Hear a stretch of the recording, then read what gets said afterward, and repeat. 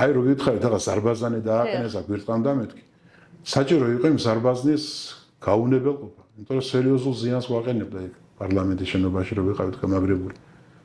და ლოთიქობალია წავიდა ასე ცხელიმაზე, უნდა დაეგეგმა, აი შენი მარჯვენა და მე მარცხნიდან შენ იქიდან ვიღაცას. ის პირდაპირ წავიდა, ეკვეთა ამ იმას და გაყვა დაცვა და რამდენიმე გვარდიელი. მე ვთქვარი არ წახვიდე, თორე შეიძლება უკიდან გესროლო. ჯერ არ წახ მეც უნდა გავსულიყო, მაგრამ ვიფიქრე რომ გავალ და მე რუსთავის მე ზევიდა რომ გიყოლეს იმან არ იცის შენ ვინახარ, შეიძლება გესროლონ და მოკლე იქიდან გესრიან, აქედან გესრიან. და ჯვარედინ ცეცხლში ხარ, ხო? ხარ გაჩერდი არ წახვიდე დავირბინე მეორე, მესამე, მეოთხე ყვირი ვარ არ ისროლოთ იმ ზარბაზნის გასანეიტრალებლად უნდა გავიდეთ ჯგუფი. ამასობაში არ დამეგოდნენ და გავიდნენ მაინც. და იქ დაიჭრა ქობალია.